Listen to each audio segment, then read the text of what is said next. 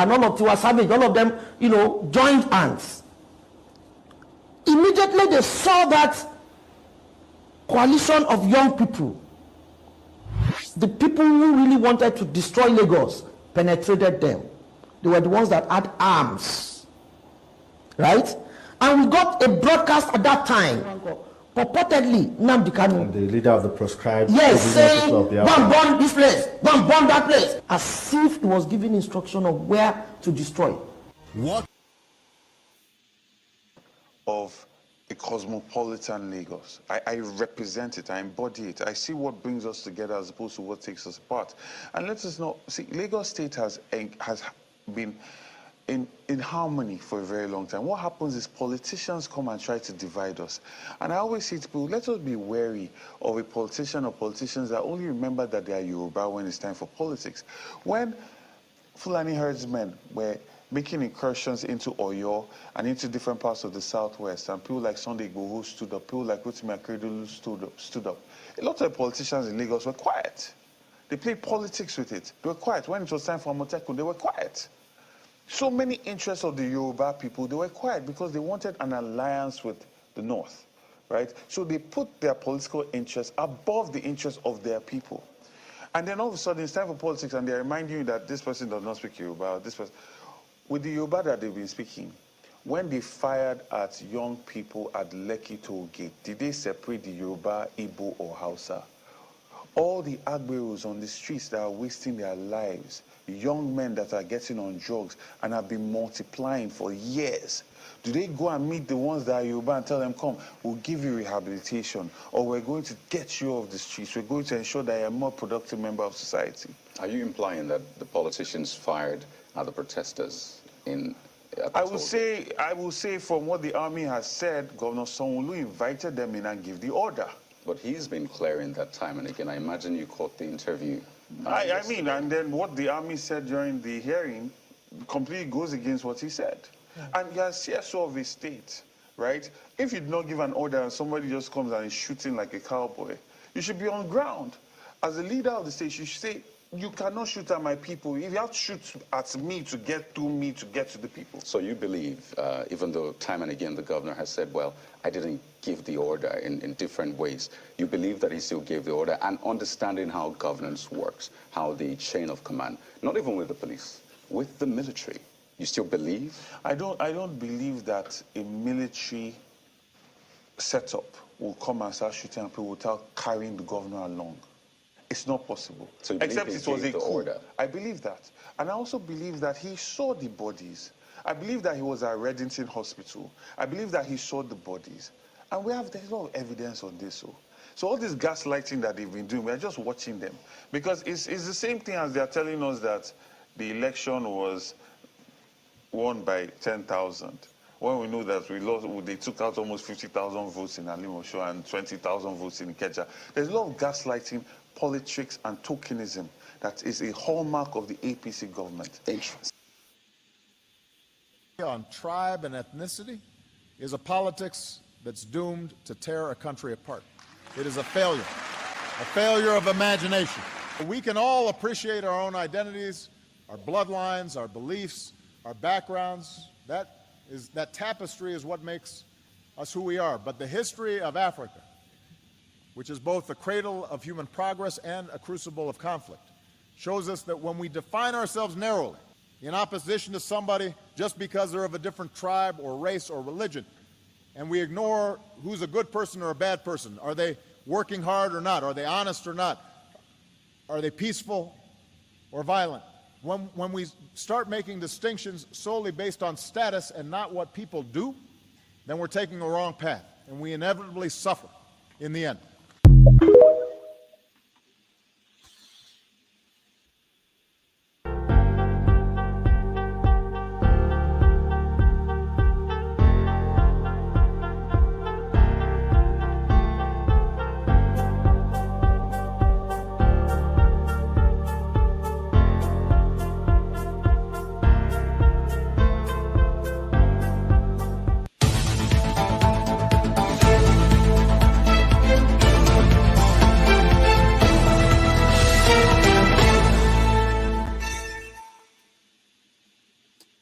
Hello, welcome.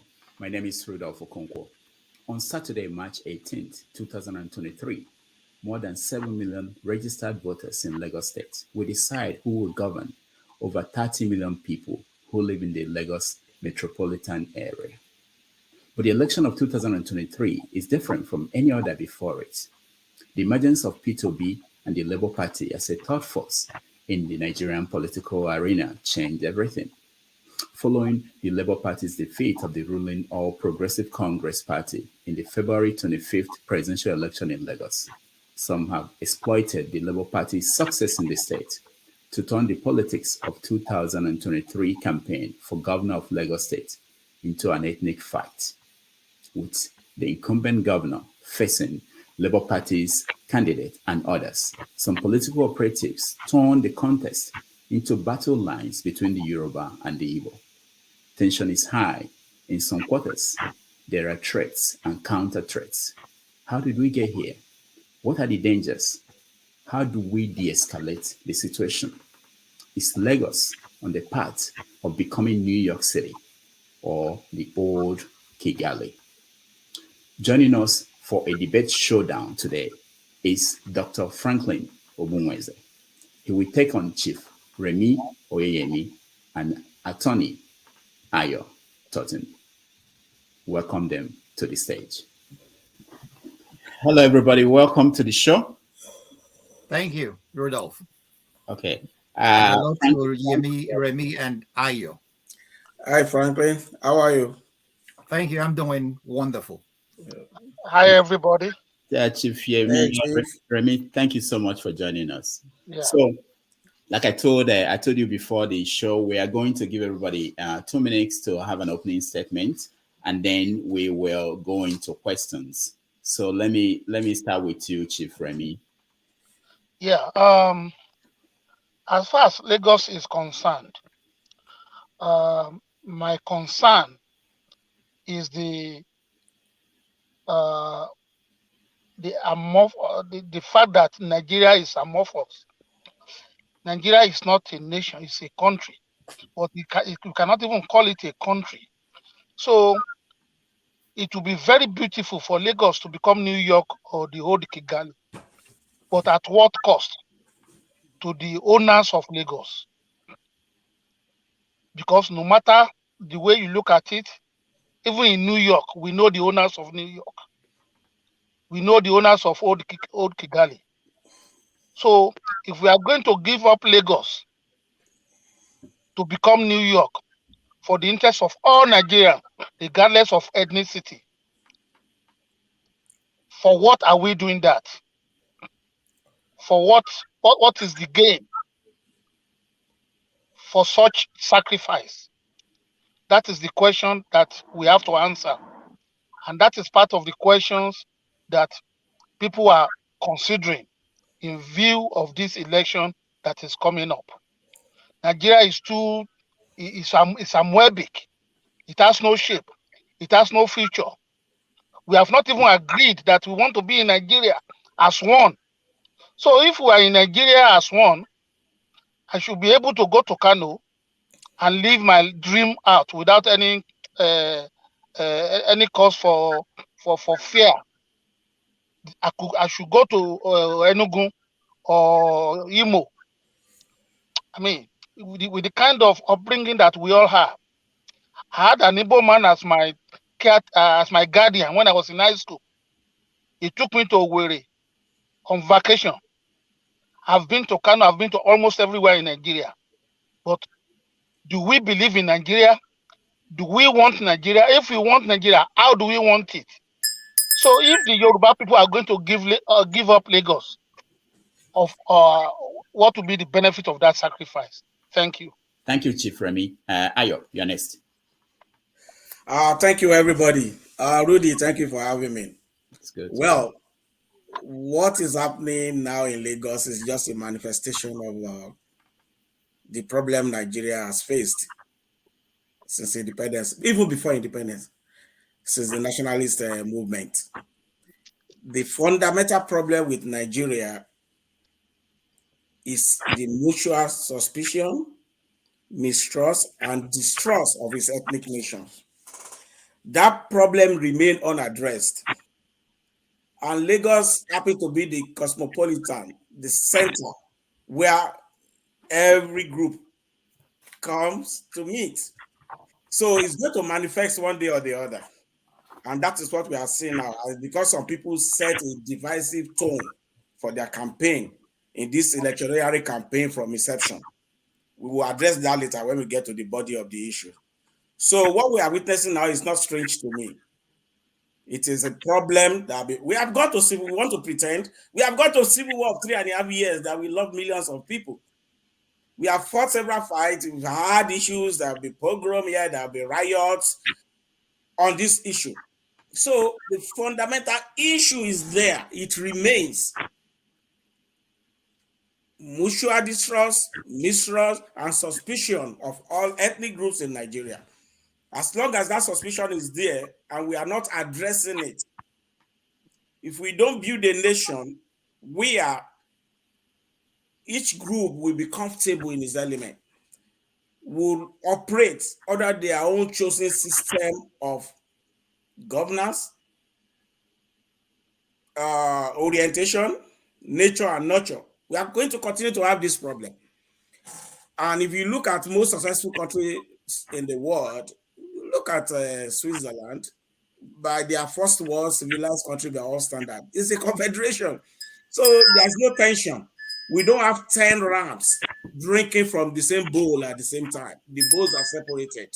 So each drinking from his own bowl. As long as we have about 10 empty rams have to drink together, we're going to have a problem. As individuals, we do well together. Igbo, Yoruba, everybody, we go together, drink, do everything. You, Rudy, I've known you for almost 40 years or so. We've been friends for about 35 years. So we do well together one-on-one. It is only when it comes to corporate Nigeria that we have problem. So the issue is with the corporate structure of Nigeria itself. And with particular to Lagos, then we have to address why that tension is always there when we get to the body of the issue. Thank you very much. All right, thank you. Thank you so much, Ayo. Franklyne, you're next. Oh, well, Rudolph, listening to the two gentlemen confuses me a little bit because I don't even see a problem here. Why are we even having this debate? That's the fundamental question we really have to ask. Why are we having this debate? Remi made a very important point when he said, try to differentiate between a country and the nation.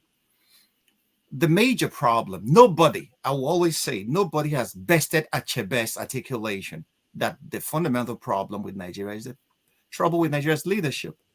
It's the failure of leadership to create a nation out of a disparate collection of tribes and, out of what Remi will call a country. And then the second point is, why would anybody think in the 21st century that somebody is asking the Yorubas to give up Lagos? This is a non-issue, that a son of Yoruba land is vying for governorship in Lagos, two sons of the same tribe. And then people are now bringing in ethnicity into it to delegitimize one. And then we call it politics in the 21st century. And then we are peddling this pedantic narrative to the effect that because he's married to an Igbo woman, he is no more a Yoruba person in the 21st century. And we forget that every major genocide in history started with such narratives. Look at what Hitler did to the Jews. I live in Germany. If you studied the history of the Holocaust, that's how it started. The Jews, they are our problems. And then when you label a particular group of human beings as your problem, you will start seeking solution to that. And what is the solution normally? To slaughter them. And that's what Hitler and his Nazis did. It was the same narrative in Rwanda. The Hutus are our problem. They have manipulated everything. They are in governance. They are at the toppest level. The Tutsis, sorry. We are the Hutu majority. It's our land. Why would the Tutsis take away everything from us? They labeled these people as a problem. And what happened? They saw the solution. And what was the solution? Started calling them, subhuman beings, and then ended up slaughtering them. We lost nearly 1 million human souls in less than 3 months. So this is the danger. So when somebody mentions the road to Kigali, Kigali happens to be the capital of Rwanda. And that's where the worst genocide in the history of the continent happened. And we are taking the same paths if we are not careful in the kind of narrative we promote. That's my submission for now. All right, thank you, Franklyne. So let's get to the substance of the issue, and I'll start with you, Chief Remi. Yes. How did we end up here in terms of the politics of Lagos? Now, I'm going to be very, very honest, brutally honest, because at times people are very, very discomforted by the truth. Listening to my friend and brother, Franklyne, you see, if you look at Nigeria, the most accommodating ethnic group is the Yoruba people. We are the most accommodating in Nigeria. Now, the fact that we are accommodating does not mean that we have lost the sense of our culture, tradition, and heritage, as well as ownership. So, when some people begin to say that Lagos, for example, is a no man's land, if you are not thinking along that line before, you begin to ask yourself, are you stupid by being caring, loving, and accommodating to other people who come to live in your land? You begin to ask yourself some questions. And then when you see some other people telling you your history, falsifying it, you're gonna be angry, whether you like it or not. Then you begin to think, what you have not been thinking before. You have to understand that it takes two to tango. For somebody like me, who have a nephew and a niece by Igbo woman, do you think I want them to be killed? No. But when some people begin to show what I would like to call putrid braggadocio, because we accommodate you, we believe that we are brothers, we believe we can live together, and then you start poking my nose, poking my eyes, that no, this place is no man's land. The reactions will be different. Because like Ayo said, if we do not take care of certain issues, then we are just deceiving ourselves. We have to sit down and address certain things. If we don't do that, no matter what we do, like Franklyne said, delegitimizing a candidate for the other. That is where you see it. Others don't see it that way. And in Yoruba land, we have this proverb.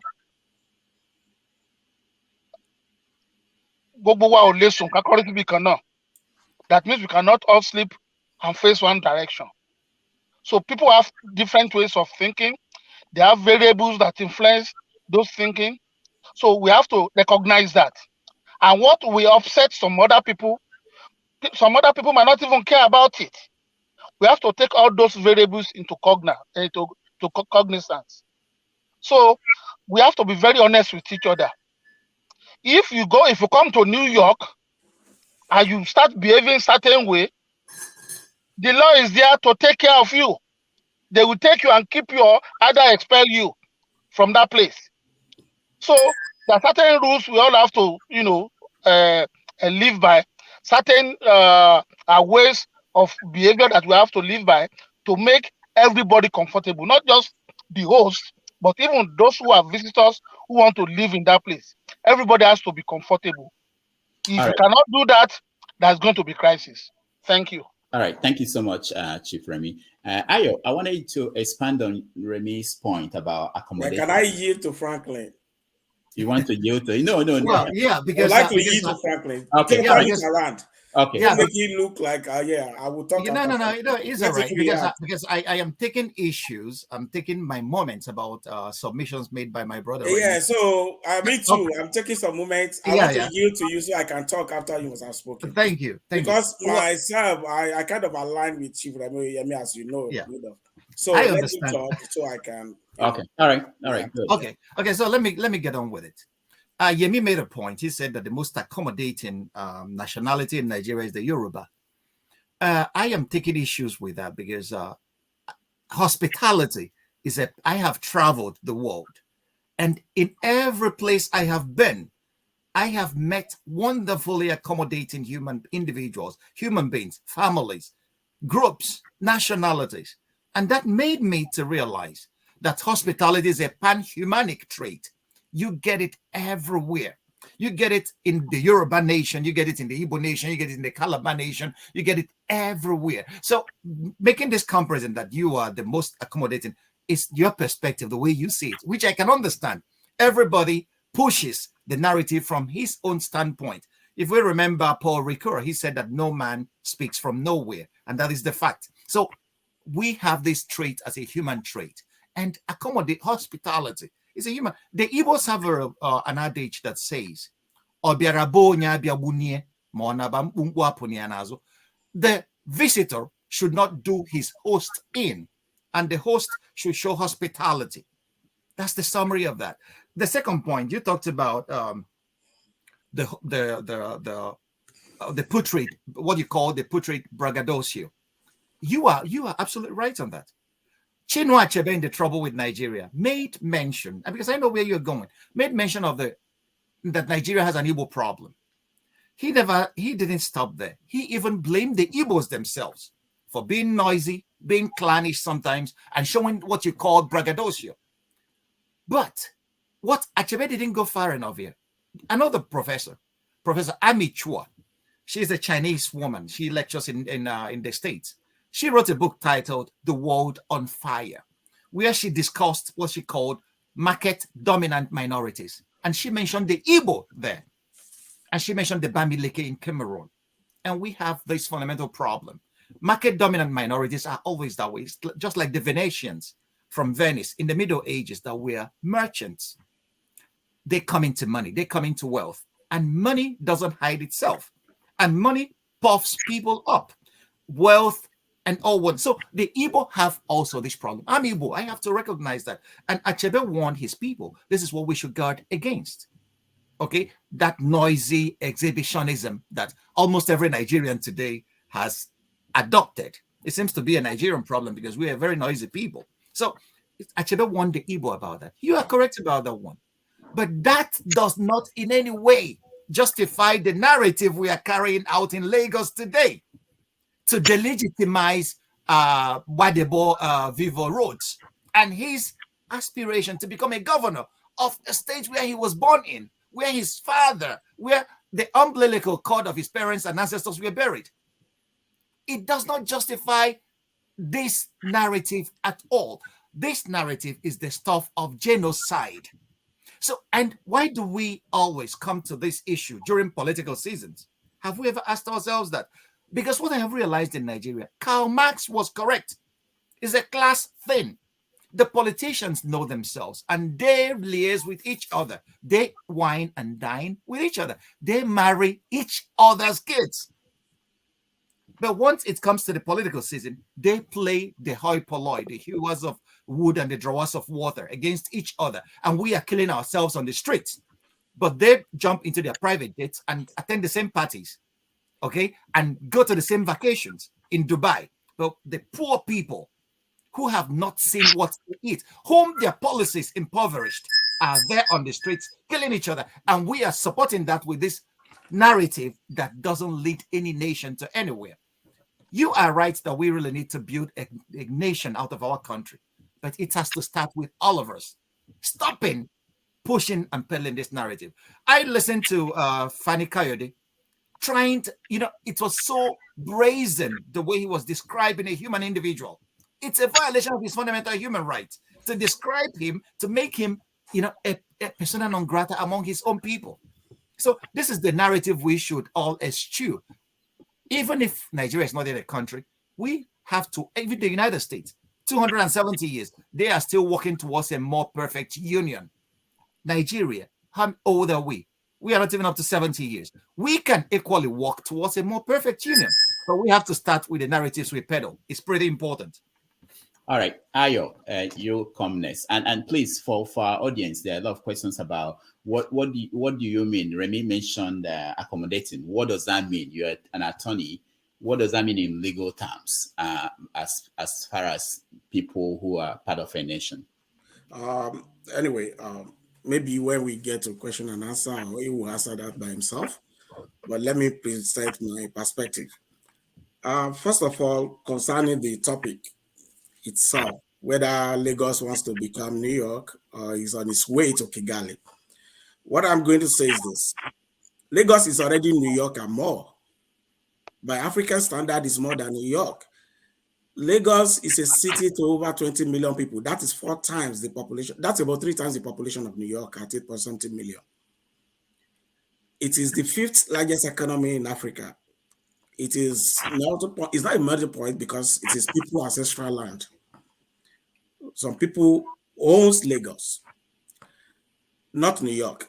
New York history, if you know very well, it was the Italians that first came there. Then the Dutch, they came around the Hudson River. It used to be New Netherlands, New York. When the British came, they supplanted them and changed it to New York. Yeah? New Amsterdam. Yeah, New Netherlands. New Netherlands. New Amsterdam. It was New Netherlands. And you can check it out. So let me quickly give you the background to this. I just wanted to correct one thing, that there were Native Americans who were here before all those. Exactly, but they were not in New York area. Don't forget. But they were everywhere. They were here. They were on the island. They were here. Listen, they were here, right? We can address that. And the issue is still here. They are still fighting. They've not given up. They have to create special law for them and special territory. You know that? So people's ancestry cannot be removed. But I don't want to jump. Let me just follow the sequence because I want the listeners to follow me carefully. So New York is more like a melting point. The population of the Indians become decimated by the invaders who took over from them because they became powerless. You understand that? Lagos is a Yoruba territory. Simple. It's an ancestral land by geographical, spiritually, by culture, by nature, by orientation, is Yoruba. It doesn't share border with any other ethnicity at all other than Egun people, the minority Lagosians. You cannot step into a niche of Lagos without crossing Yoruba land. It is completely encompassed by Yoruba. If you come there, this narrative did not start today, you know, that's what I was trying to tell you. Obi as a governor, because he had issue with Fashola, said Lagos is no man's land. That is the phrase. Yes, he said it as a governor, sir. I can bring the report. You know, this, do you know that that phrase has been the major problem? You see, like Chief Oyeyemi said, Yoruba people don't care. They just want to live and let live. They just want to enjoy their life. They really don't care. In the tradition of Yoruba, when they are going to bed at night, they deliberately reserve food. They always say when visitors are passing through in the night, they might need something to eat. So no Yoruba people family goes to bed without leaving something aside in case visitors come in the middle of the night. That is the culture. So that is why it's not only in Lagos that you have Igbo.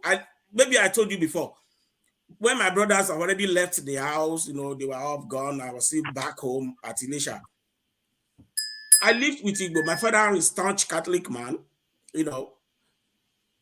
Have Igbo boys who are traders in Ilesha come and live with us in our house. So part of my orientation with them, they teach me all kinds of, you know, trees and stuff we do as young people. So it has been there. The Hausas have lived with Yoruba people for over 500 years, trading, taking cola and bringing height and skin and stuff like that. But it gets worse. That thing that Franklyne identified about Igbo people, because we are going to be honest about this, that braggadocio rubbing it in people's face When you come to Lagos and say, look, nobody is stopping you from making your money, you are buying land. I know friends, if you want to buy land in Lagos, you gotta go to Igbo people to help them process CFO. Nobody cares.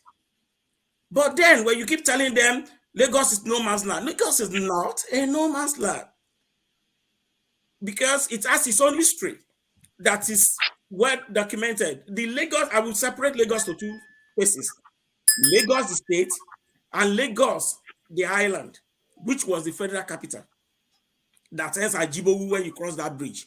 The whole of the other Lagos, Apapa, Ikeja, Ilupeju, we are all built by Chief Obafemi Awolowo with Western Region money. All the first set of skyscraper in Lagos, the Western House, the Great Nigeria House, the National Bank Headquarters, Broad Street, we are all built by Western Region, by the Western Region investment, not by federal government. So all the satellite towns in the area, we are, you see, when you come to the Yoya Yoruba people came and settled, you will see Jesha Tedo. It was set up by Jesha people, not the Highland people. Abule Egba by the Egba people. Shomolu is where the Jebu first settled down. Ikorodu is purely an Ijebu city, simple. It's an Ijebu city that was encompassed into Lagos State, today's Lagos State. You cannot appropriate them and call them no man's land. You're appropriating people's orientation, ancestral land, culture, spirituality, and calling it is an insult. And this is what is causing this problem. If that's not being said, nobody will care. Nobody will be suspicious of anything. When that thing happened, when Obi started, sorry, let me finish this thing. When Obi started this campaign, and maybe he set the stone for all that. When he came to Lagos, he was going to the markets, Alaba, something. He started going from church to church because the other person has a Muslim. His campaign was divisive. People become suspicious. And when this guy came out, Gbadebo, the first thing I read from his what they gave out was Gbadebo is a Lagosian, proper Lagosian. By Igbo mother, married to Igbo wife. Nkechi, nothing about his achievement, nothing about his work history, nothing about whatever he has done and achieved in his entire life. The narrative that was being sold to us was that Igbo. Who wouldn't be suspicious of that? So that can get, that's a divisive campaign that is not based on merit, it's mediocre. There is another guy in that campaign that you guys are not listening to. His name is Fusha Duarte. He's a Lagosian. Do you know he's married to Professor Alele Williams' daughter? His own mother is a mix of German and Ishekiri. Why did he not come out and start selling himself as I'm married to Edo, and my mother-in-law is Alele Williams, and my mother is Ishekiri? Because he has something on his resume. You know, he's a chartered accountant who has worked with top accounting firms all over the world, who went to Harvard, who did very well. That is what you will see on his resume. He's a candidate of ADC. So he wasn't going along that way. So nobody was targeting him. That, okay, the Edo people want to come and take over. But when you come to us and started, your mother carry microphone in your market, started speaking Igbo, and people are releasing videos for me saying we will take Lagos by force.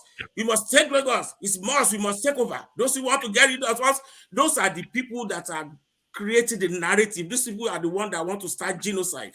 These are the people who want to create crisis. And they should not forget that Lagos did not share border with any of these people that are making this noise. And I doubt if those who have businesses and investment in Lagos are the one making these videos.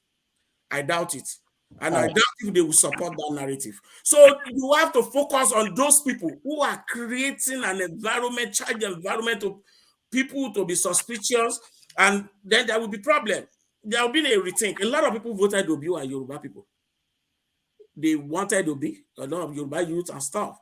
Many of them have started doing the moonwalk back now, dancing back. Do you have statistics to prove that? Yeah, when they saw all this video coming that now Gbadebo is an image of Igbo who wants to take over Lagos, period. That is the image that Yoruba people have. You want to know the Yoruba perspective. Well, and that's what you're telling to them. Ayo, my brother, you know, sometimes, my brother, I don't want to go ad hominem, but sometimes we peddle information that are not facts at all, and that comes from you know, I don't know how to describe it. First of all, this word "no man's land," that Lagos is a Yoruba city, is a fact. I have not seen anybody, not even an Igbo person or Igbo man, coming to take over Lagos from the owners or ancestral or indigenous people that live there. It's even impossible. All we are dealing with is a narrative. Don't forget that. How can an Igbo man come and become an Oba of Lagos? He doesn't even know the tradition. He doesn't even know the language. It's a narrative, and it's a political narrative, because this word, no man's land, I would want you to go and read the inaugural speech of Lateef Jakonde. When he was elected in 1979, he was the guy that used this word, that Lagos is a no man's land, where every Nigerian should come in and feel free and safe. That is not true. Even before him, Mobolaji Johnson was trying to correct some people who are saying Lagos was no man's land. So it was not Jakonde who first said it. But Jakonde used it. If thank you for helping me with tracing that history, that Mobolaji Johnson said it. So if Mobolaji Johnson, who is a Yoruba man, said it, and Lateef Jakonde say he was correcting those who were saying it when he was governor of Lagos State. Lateef Jakonde wasn't correcting anybody, because it was in his inaugural speech. I could send it to Rudolph and he could put it up right now for the whole world to see. So Lateef Jakonde wasn't correcting anybody. But when Pius Anyin was being a statesman, Lateef Jakonde was being a statesman when he made that position clear. Lateef Jakonde was being a very intelligent statesman, because he understood that Lagos, as a capital of Nigeria then, should be a home for all and sundry, for every Nigerian from everywhere. Any Nigerian could. And you made mention of the famous hospitality of the Yoruba nation, which my best friend, late Pius Adesami, was a Yoruba guy. Okay, so you made mention of that hospitality. And then you are falling for the same narrative that politicians are repackaging to bring division among people who have lived with each other for quite a long time in peace. It's the same narrative that happened in Rwanda. Hutu men that married Tutsi women started murdering their wives because of the narrative that is being peddled, which is political. Men that have loved their wives for quite some time stood up in the middle of the night and used the machete and killed the love of their lives based on a narrative. And this is the same narrative we are peddling. And that's where the danger lies. So if calling Lagos a no man's land is the only problem, you can call Enugu a no man's land. I don't even care. You can call any other place, and why don't you return the same narrative? You know, that's the major problem we have as a people. We don't think things through. And then we join in the very same thing. When you say that Wadebo is coming to take over as an Igbo man, no, since this election started in Lagos, you say that? I have not heard anybody. I have not said no, don't put I don't take kindly to somebody interrupting me. So, sir, allow me to land before you can. Attempted to interrupt me when I was speaking. So what I am saying is that since this election campaign started, I have not heard about the competence of this young man. I have not heard about the competence of Sanwo-Olu.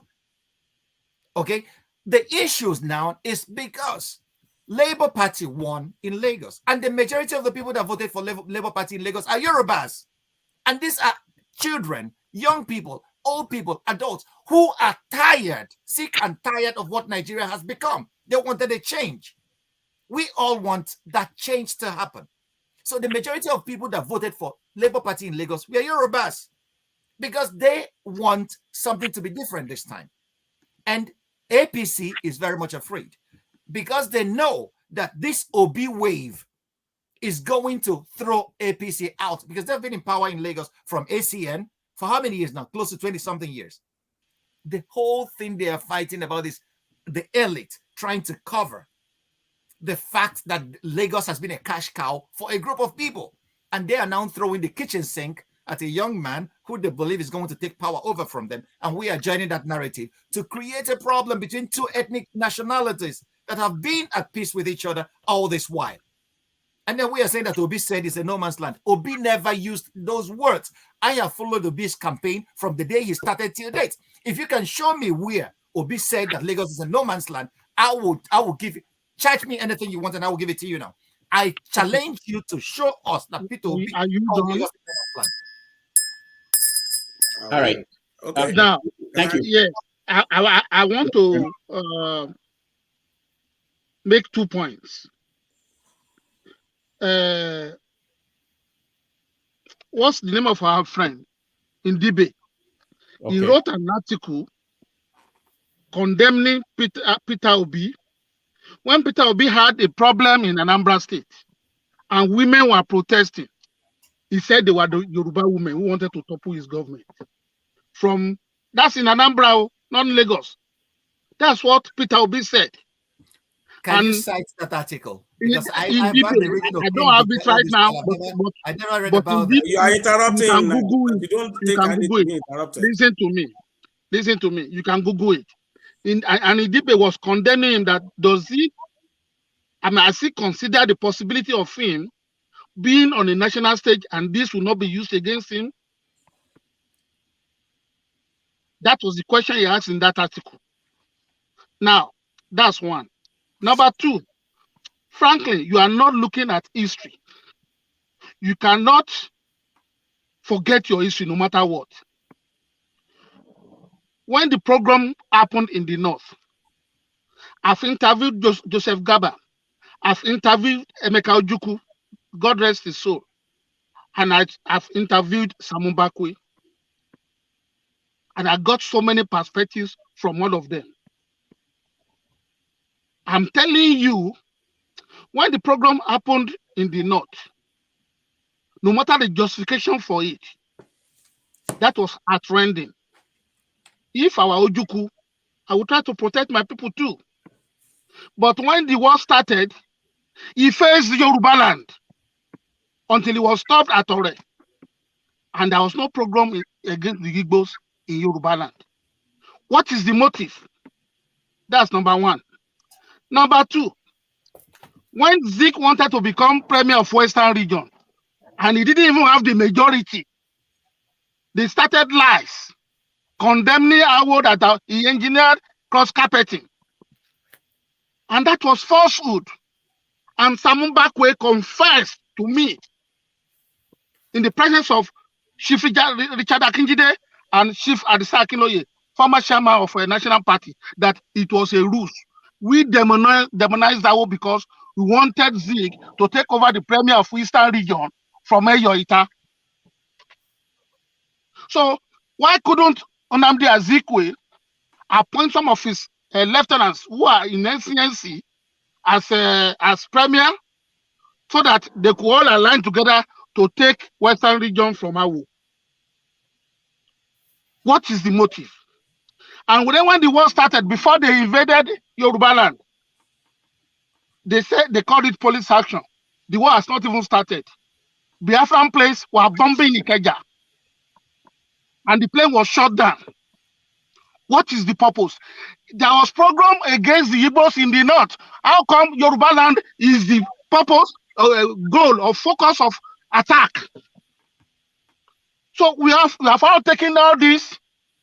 We try to put them aside, and we try to be kind and accommodating to our brothers from the East. Despite all these things. So if we are now being suspicious, we have every reason to be suspicious. We have every reason to remind ourselves of history. We have every reason to sit back and say, okay, what is going on here? And upon that, you are now calling our land no man's land. You said it is politicians who are doing it. But the behavior of average Igbo man in Lagos testifies that. That is the attitude. That's what they say.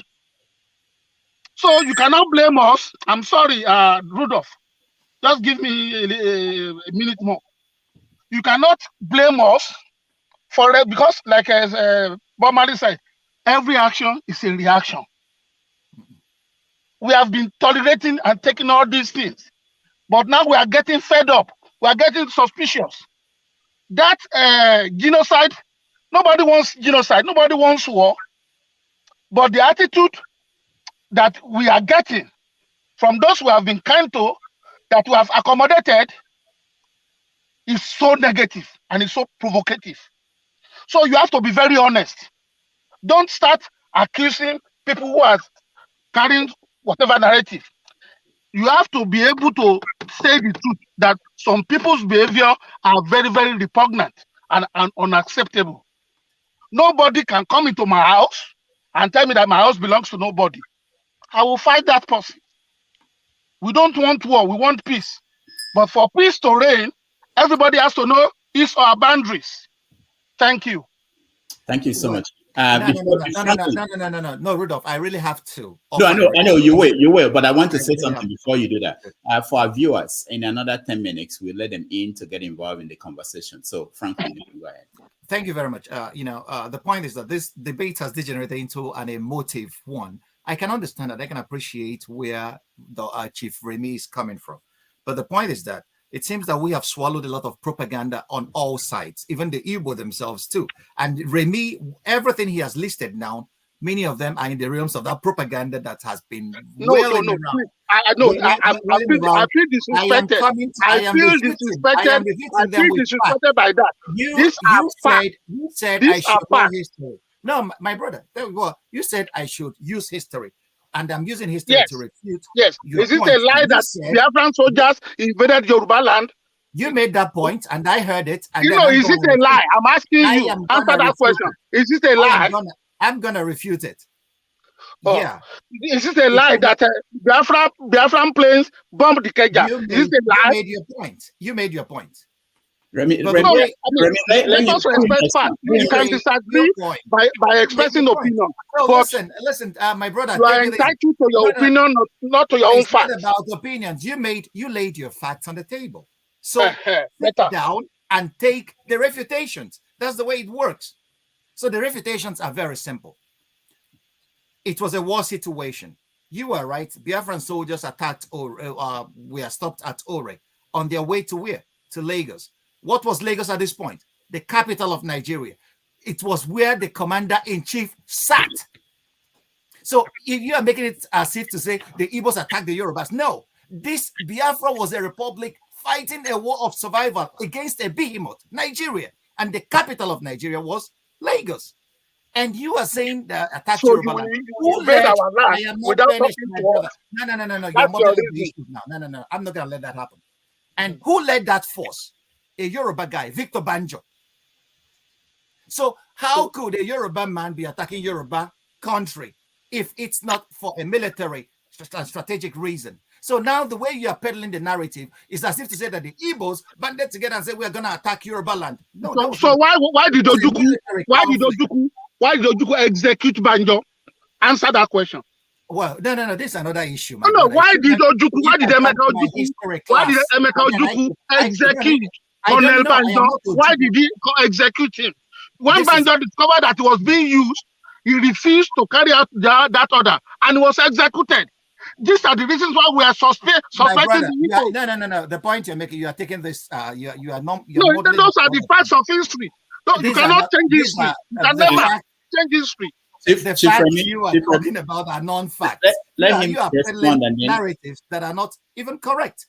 If you ask why Ojukwu executed Banjo, only Ojukwu knows his reasons. The reasons they gave during the trial were that they were saboteurs. Ojukwu didn't only execute Banjo, he executed Ifeajuna, who is equally very close to Ifeajuna is from Onisha. Ojukwu is from Newi. They are not even a stone throw from each other. So Ojukwu executed Ahmad and so many other people. So it was a war situation. The Igbos never sat down to say, we are going to attack Yoruba land. No, it was a military decision taken by the military high command then to attack Lagos because that was where the commands were being issued out of to attack Biafra, so we can talk about the issues about the war, but that's not even the issue. So when you lump the Igbos and you say that an average Igbo man in Lagos behaves so badly, my brother, you are in dangerous territory because it's the territory of genocide.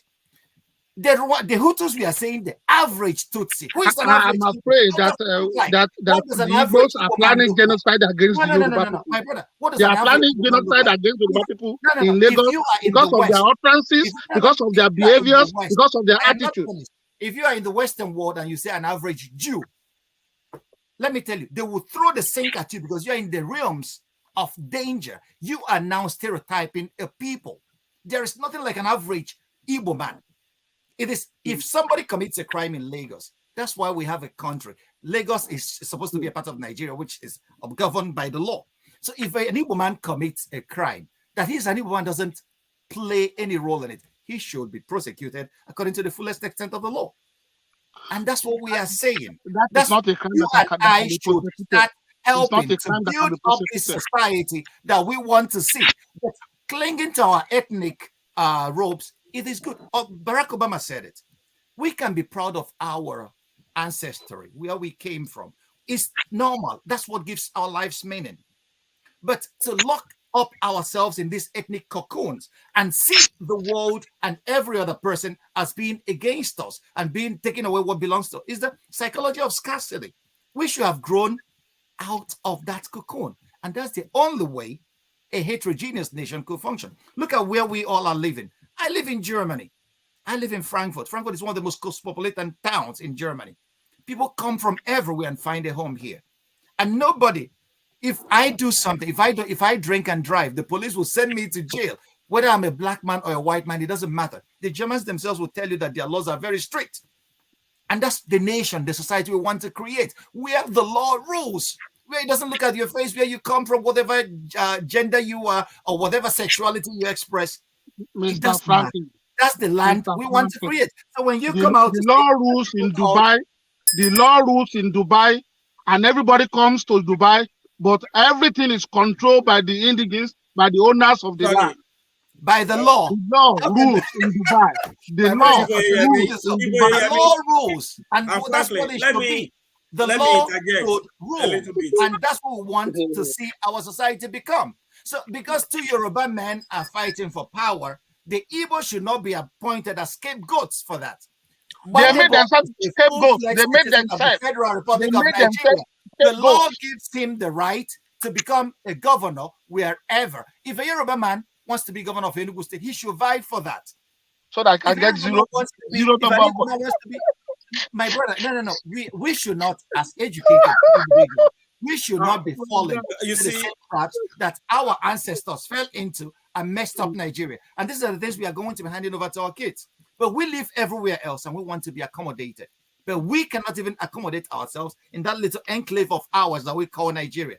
So, but you and I, it is our duty to start correcting this narrative right now, to start correcting that and show that a new Nigeria is possible with us, with our generation. All right. That's what I'm saying. Frankly, I'm sorry, I don't mean to cut you. Yeah. Okay.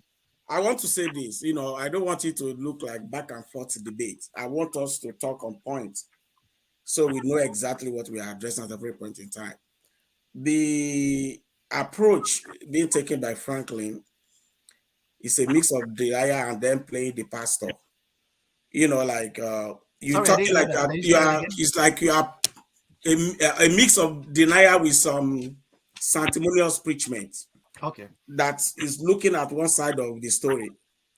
Some of the points we are bringing out, you are not weighing them in like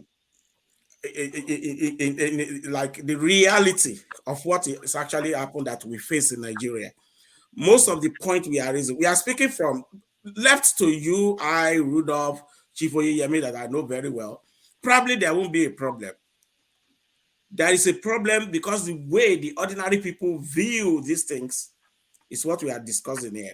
We can dismiss it. We can do some sanctimonious preachment and say, oh, we are supposed to do this. It's supposed to be kumbaya. It doesn't happen like that in reality when you are in my face. Maybe if it's happening in the East, you will see it better. But it's not happening there. Don't forget, Lagos is not the only part of Yoruba land that has Igbo people. If you go to Adekiti today, you go to Ilesha, you go to Ibadan. Ibadan is actually bigger than Lagos. If Lagos wasn't a city-state, Ibadan is the third largest city in Africa after Cairo and Johannesburg. It has a huge population of Igbo people. We have Edo people, we have Ijo people, we have Ikwere, we have Yala, we have Hausa. Why has it got to be about Igbo all the time? Have you asked yourself that question?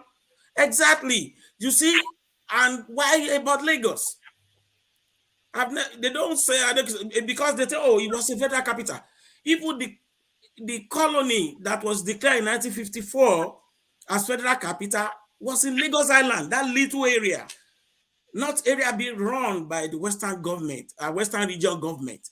So if somebody want to base an argument on, oh, where they said there was declared a federal territory in 1954, it is that area. And that has been the only problem. I don't see any other problem. Gbadebo, that's why I give an example of Funsho Duarte. Gbadebo is having a problem because he presented the narrative in his campaign that says he's a front candidate for Igbo aspiration in Lagos.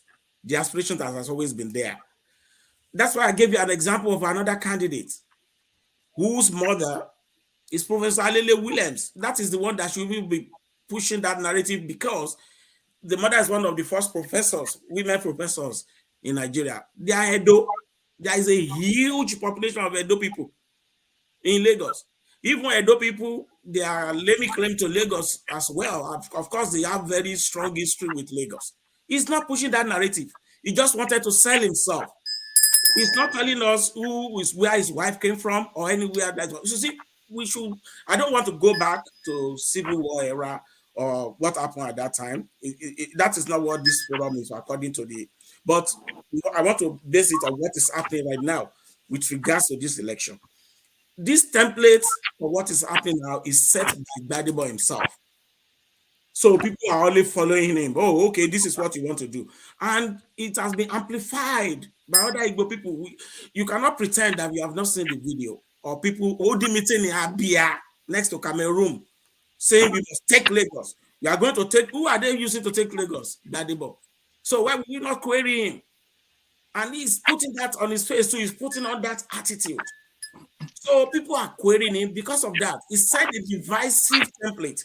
So you have to properly place the blame. Who wants to create a problem for ordinarily peace-loving people?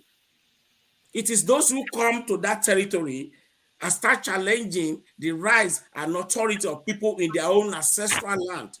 That is what we should be addressing. Don't dismiss it. That, oh, it's not happening. It didn't happen like that. You can say it that much here, but the facts are not pointing to that. This issue of no man's land is all over the internet. Just Google Lagos no man's land. You see the OB, you see the responses to him from different people and every other people. It's not a secret. And I think part of what Rudolph is saying is we should find a way to de-escalate it. Denial will not de-escalate it. We need to admit faults that, okay, you are at fault here, this at fault here, and then use whatever influence we have individually and collectively to stem it down so that it doesn't go to Kigali. It probably won't be Kigali because Lagos is just that little place completely surrounded by Yoruba people. So, and these people don't like to fight. They just want to party and live their life. Even a goat, when you pursue a goat to the wall, it's going to turn back at you. That is just a fact. And I think our conscience will speak to us about the attitude of Igbo people in Lagos. They should slow it down.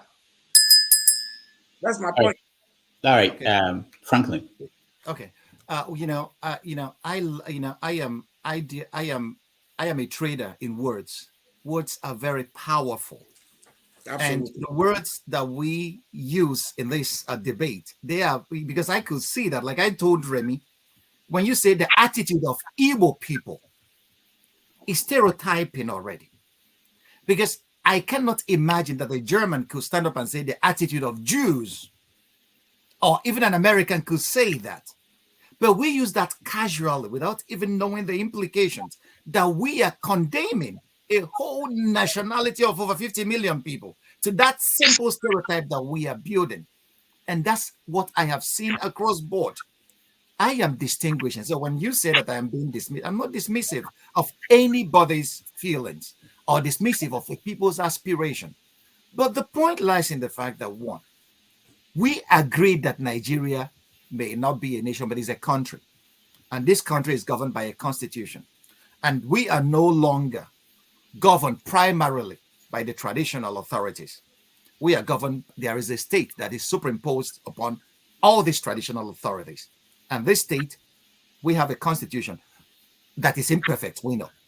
But this constitution says that every Nigerian citizen has a right to reside in any part of this territory called Nigeria.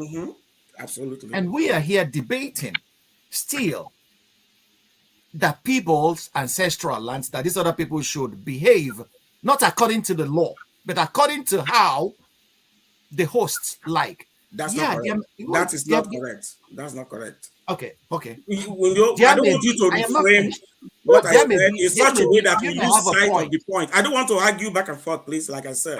But then I don't want you. That's what the debate is all about. Look, I'm a trader in Wales, so I'm an attorney of over 30-something years. Well, let me make this point. So I won't sit down here and allow you to reframe my narrative. I'm not reframing so that you can reach a when you have you will have the time. You have the time to look at America. Let me tell you something. You will have the time to refute. You are now taking over my reputation of your reputation. Do you know the financial sector of this country? Most of the funding come from the Arab country. Do you know that real estate property I am not discussing the United States. Does not really belong to them? My brother, I am not discussing the US. I want to give you an example of what I'm saying, just in case you didn't get it. Your examples. You cannot let me finish my point. When you get to United Kingdom, people buy properties in United Kingdom. The money doesn't belong to UK. You understand? But if you go there, that will, because I have investment here, we control the risk property sector, we control the financial sector in America, the Arabs, and you want to dictate in America that is a no man's land against the culture of America itself, you'll be shown the way out. That's what I'm telling you. And what is the culture? And America is the largest democracy in the world. We are following their constitution. You know what happened to Chelsea when they went to war with Ukraine? They snatched Chelsea away. It's an investment that shouldn't be touched. But because Russia had problem with Ukraine, another brother, which is against the interests of United Kingdom, they took Chelsea Football Club away from them. That is protected. Self-preservation and enlightened self-interest is a fact of life. The Yoruba people in ancestral land had every right to protect their interests against external aggression. You are right. Be portrayed. Yes, you are right. How you want. I agree with you. What I'm saying is that we want to address issue, right? Or we want to dodge from it. This thing it didn't start today. It didn't start today. It started before this campaign. It has always been there. But you don't want to address this, you want to dodge away from it, then this I am not dodging. If you listen for a second, if you listen for a second, you will understand that clutching at those straws that we clutch at whenever we are discussing, dialoguing about such issues is not going to help us in this debate. Relax, my brother. Just let me put the points across what I was doing before you got it. Don't reframe. Don't reframe anything I said. Just react. My brother, you don't set the rules of the debate. The moderator is there. No. This is my own comment. I don't want you to rephrase. Okay. All right, Ayo. Let him speak. My brother, okay. So the point is, the Yoruba nation, I have not seen anybody from any part of Nigeria rise up and said, I am going to take over Yoruba land. Even the Igbos doing their trades there. No, but if anybody is saying it, that you ask yourself, does the person have the power to take over somebody's ancestral land? Or does the person have what it takes to do that? Or is it just a market women gossip? Apologies to women, it's not anything. It's just a way of talking in Nigeria. Is that what it is? If that's what it is this what should be riling a people to be using and packaging other human beings as subhuman in the way they are being addressed? So when you say the Igbo, why must it be the Igbo all the time? And that's what I'm trying to remind anybody using such terminologies, that we are now in the territory of genocide. Because it starts with such narratives. I really don't know about that. You are escalating it now. You want to put fire. Yes, I want you to see how dangerous it are going. Rudolph, please, you are the judge here. No, that word is heavy. Man here use that word. At least keep quiet. Let me make my point. Use that word in order to drive a point. And I'm against you using the word genocide, except you are planning one. Ayo, give him the chance. You respond to him when he's I listen. I thought I listened because to you. we say the issue has always been with Igbo people. Have you ever seen the Hausa people in Agege? They betrayed over 500 years in Yoruba land before the Igbo people came. Have you ever had that issue? You are still using those words. Have you ever had it with Calabar people, Efik, or Yala people, or Ibibio, or Ijo? Have you ever had it? This coalition has always been between Igbo in Lagos and the Yoruba people. That's the fact. I just give a statement of fact that you cannot deny. Then you are trying to you are escalating it. And my brother, I thought you were a lawyer. I thought you were a lawyer. In the realm of genocide. Come on, you are being an alarmist. My brother, I thought you were a lawyer. Hold on. No, stop that. Slow down, Frankly. We all know how to use words. No, I can escalate your word. I can take just one phrase out of your word and create something out of it that you will not like. Okay, Ayo, thank you. We are both trained in the use of phrases and words. Please. Okay. My brother, if you get hold just of use plain your language, drive your point without trying to create. If I put you, I thought you're a lawyer. Don't create a narrative. But no, my brother, no. This is not a debate anymore. This is the internet. This is being this childish. Forever. You No, I will not allow you to frame me up. It's not going to happen. My brother, stop. No, you've done your part. Let me do mine. Okay. Stop. I thought you were a lawyer. If I put somebody like you on the dock, I will send you to jail if you are facing a criminal charge. How will you send me to jail? I will be the one to send you to jail. Hold your emotions. All right. Come on. The point is, you are still using the symbol. You said you cannot be putting words into somebody's mouth. Express your own view. If you are talking of genocide, are you planning one? But actually, the way I'm thinking now, I'm suspecting that Rudolph. Yeah. I thought this was a debate. I thought they know what I do. My job is genocide prevention. That's what I do. That's my work. And I am telling you, I'm giving you pointers to when it starts. I thought that you checked out the guy you're going to debating with. I am the director of genocide prevention at the Christian Solidarity International in Switzerland. That's my job. So when I tell you when genocide starts, how it begins, I am telling you from a perspective of what I do, my experience, my studies. So you don't sit down there and tell me, am I planning one? This is how it starts. Tell me that the genocide against the Jews, the Holocaust, didn't start with narratives that lasted over thousands of years. We are calling the Jews money grabbers. Even Shakespeare wrote it in The Merchant of Venice when he painted Shylock as a money grabbing Jew. And that sank in the minds of Europeans. And we saw the apogee of that creation of otherness in the Holocaust that murdered 6 million European Jewry. Did we not see that in Rwanda? We had the same narratives of calling the Tutsis cockroaches and subhuman beings, that they are our problems. Where it landed Africa today. Is that a fact that you can deny? And then we are using throwing the same terminologies about these people. Once you start using the word these people, you have gotten into the territory of stereotyping them. And when you say, why must it be about Igbo people all the time? Have we had problems with the Efik? Yeah, I'll tell you the reason. The reason is very simple. Because the Igbos are what Professor Amichua called the market dominant minority. They are always on the move. They trade. And it's always a fact that traders, merchants, have always encountered problems with where they trade. It's normal because they come into money, they come into wealth. And this wealth sometimes generates a kind of unease in a society. We understand all this. So, but that does not mean that I should allow you, both of you, to be throwing around this same terminology that has led to fundamental change in societies across history, even in our world today. And when you say Lagos, why must it be Lagos? I will tell you why. Ancient Rome was the capital of a whole empire. Every road led to Rome. People came from all over, from Tunisia, from Africa, from to the Caspian Sea, came to Rome, and they became Roman citizens. They stayed there and made Rome great. United States that we all flock to today. People came from everywhere, and it became a melting pot, governed by the rule of law. Although the American Indians were eliminated, some are put in reservations today, but this society is being governed by law today. And what does that tell us? Can we borrow a leaf from that on what we can make of Nigeria today? Can we leave a little bit of our ethnic cocoons and see the other as my brother, as a fellow human person whom I could build a society with? So if you call that preachment or sanctimonious preachment, let it be. Societies become great with diversity. It's not only a unilateral, no unilateral society has survived. Diversity, even at the genetic level, is what makes us human and ensures our survival as a species. So when we sit down here and argue from the perspective of they must leave that for us, don't forget, Lagos was a Nigerian capital. Everybody that was Nigerian flocked to Lagos as a capital. I can understand the Yorubas don't want to lose their culture. I will not support them losing their culture. That's why I will even urge the governments to implement policies and save so many monuments that belong to this beautiful nationality and their culture.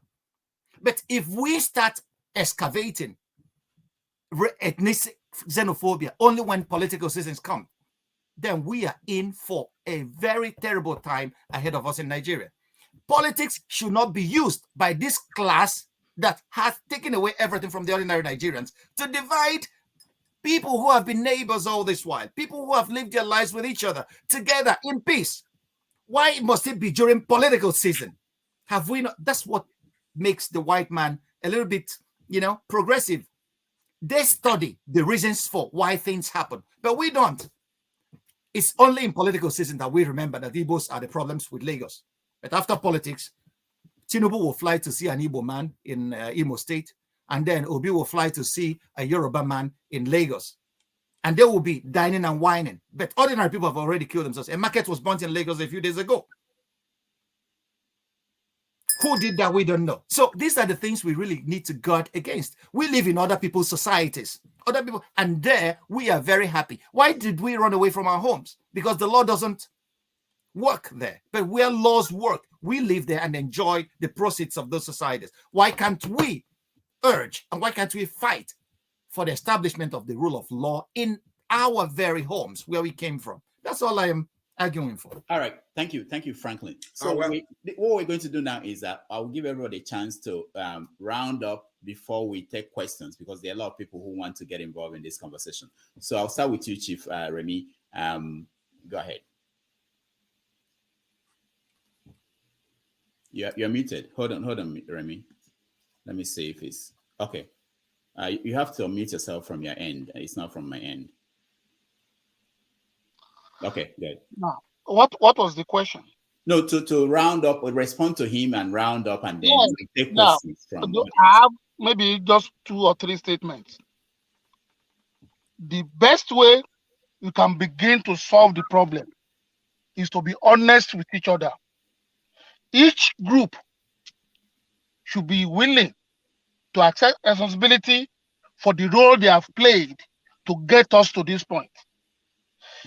When Nnamdi Azikiwe told Sardauna that we should forget our differences, Sardauna told him, no, we can't forget our differences.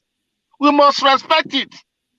So if you are not ready to respect our differences and our views, then we are not ready for Nigeria. That genocide that you are yelling about, God forbid it happens. You have to be honest. You have to be sincere. No hypocrisy. We have to sit down and be very brutally honest with each other. There are certain boundaries some people cannot cross. We have to respect each other. Disrespecting each other will lead us to war. I'm telling you the truth. So my own is that if we want to solve the problem, we want to move forward, we have to start by being honest and sincere with each other. Thank you. All right. Remi, can I come back to you just a minute so you can add to your conclusion? I want you to, can you give our audience an idea where you see Lagos 200 years from now? How you think it will look like? I'm not a prophet. No, yeah, but you can look at, just imagine how you think Lagos will look like 200 years from now. Well, 200 years from now, it depends on what we do now. Because, like Franklyne was talking about genocide, if you keep rubbing people's nose, poking it, wiping it, it will get to a point they will react. It is a nature of man to do that. And if that happens, it will change the dreams that some of us will have for Lagos. So, but if we are able to prevent it, like you said in the rider for this program, it may become like New York, but what we are saying is that whatever becomes of Lagos, the owners of the land must have a say and control over it. You don't come there and tell them they amount to nobody and their ancestral land is a no man's land. It's not going to work. It's going to lead to a very serious consequences. So if you can nip this in the bud, it will be very fantastic for us. All right. Thank you, Chief Remi. Ayo, you're next. Yes, thank you. Let me quickly react to that similar lecture that Franklyne was giving. Look, we are all trained in this act, and I've been out there on this stuff for a long time. Rudolph will tell you from way back. You see, what you are trying to do is clever by half. I'm so sorry to use that language. We are called together here by Rudolph for us to discuss what is going on, a current issue that has been there for decades. And it has become escalated of recent, and he wants us to talk about to de-escalate it. Now we are trying to tell you, as Yoruba people too, their perspective, the annoyance. At the moment we mention what that annoyance is, you dismiss that and you pretend you don't see it, and you say, oh, your people are not in danger of genocide. You don't want to address provocation. Even the law has provocation as a defense. You do not want to address the fundamental issue that we are raising. Oh, your people is not that. You say you Igbo. You said these people use these people. Is that the issue we are talking about? Semantics. You people, they don't use that one. I heard that all the day on the street. But when people don't have something to say, they use it. Why did you call us you people? Why did it? We are addressing very serious matters here. You know, that could lead to loss of life, really, which is a fact. People are annoyed. They feel challenged on their land, and we are trying to reiterate some of those things. The utterances that is getting people annoyed, and try to bring it out in an intellectual manner so that we can address it in a robust manner. You are now trying to reconstruct the narrative to me. Oh, now you are being threatened by genocide. Me? Want to threaten genocide to anybody or who? Remi Oyeyemi, we that all of us here, we are approaching retirement age. We are only looking for posterity.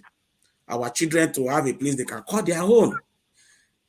That is what we are doing here. Do not reconstruct my narrative. I'm just telling you what the annoyances are. From being a lawyer to Egbamo Yoruba of North America for several years and their legal counsel there, I know what people discuss. I'm in touch with my base. I'm in touch with several other Nigerian groups, and I know what the issues are. Left to me, Nigeria should have a referendum and decide whether we want to go our separate ways or we want to live as an autonomous unit within the context of Nigeria. That is where I stand. What we are discussing here is people's annoyance. But the moment we raise it, why people are annoyed, oh, you want to kill my people. Is that what you guys are saying? Come on now, this is not a kindergarten class. We are all too wise for that. Don't reconstruct my narrative. Don't put it out there because it won't solve the problem. It will keep escalating it if we are not willing to admit. If you tell me that, okay, Yoruba people too, they have this tendency, and that might be annoying the Igbos. I won't take it that you are stereotyping my people. Actually, stereotyping is scientific. When they culture something, it's another word for stereotyping. When they say, when police do sampling of certain behavior of areas or something, it's another word for stereotyping. Even that's how science works. Either it's culture, how they are likely to behave, how they respond. When you do clinical trial, it's stereotyping, but you can put it in the negative context, depending how you want to use it. So please, I want us to address that clearly. I'm not recommending genocide for anybody. I'm talking about people's perspective, and it's either you admit they are doing it or not that you are reconstructing the narrative. No, it's called red herring. It's diversionary argument. I'm trained in that. I'm doing it for 35 years as an international lawyer. And now, to round up, like you already said before people ask questions, I want us to go back, and do some introspection as a people. Like I said earlier, one-on-one, I've never seen Igbo people and friends dragging anything. They probably just have fun together, read together, share books, enjoy life together, help each other. I've seen a lot of that between Yoruba people and Igbo people. But the moment we talk about Nigeria, there's a problem. The interest, the unit interest trumps, then it becomes a problem. I've told you why Yoruba people are annoyed. They are not mad at any Igbo people for whatever reason. I've never seen that because they've tried the way they want in Yoruba land. We don't see a lot of people Yoruba go to Igbo. Even Yoruba hardly go to Hausa. They are live and let people and they are more comfortable. When they leave Nigeria, they are going to London or America. You hardly see them. I'm not saying they are not Yoruba, but they hardly go. And when you come to them, you are their friend. But if they have reason to complain, we need to examine that reason very well. They don't like wars too. So they are not likely to kill anybody or go into any genocide tomorrow, but they fight silently. So let's go back and do introspection. If there's anything you want to say about Yoruba people here that is causing tension, you can say it. Because when we are talking about this narrative now, we have Baba Fenifere Adebanjo, holding Obasanjo. They were holding Obi all over the place. Say Obi is who they are supporting. They want Obi. That is not likely to happen to a Yoruba person from Igbo people. It's not likely to happen. Yeah.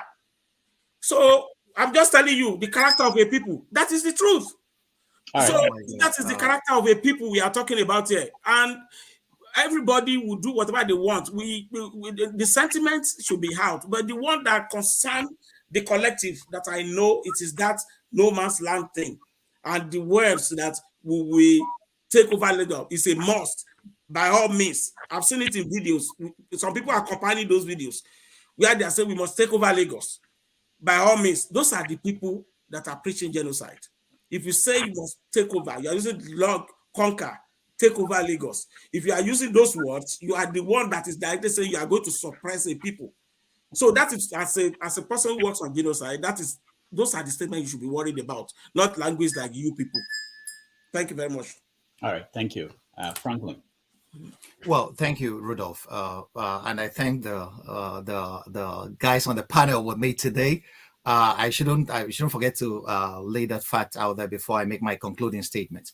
I sincerely loved what Remi said about to diagnose what the problem is. We have to be honest and we have to be sincere. I am glad I studied philosophy, and in epistemology is all about theory of knowledge. And then there you realize that nobody speaks from nowhere. Like I quoted Paul Ricoeur earlier. I understand they are speaking from their perspectives, and I'm speaking from my own perspective as well.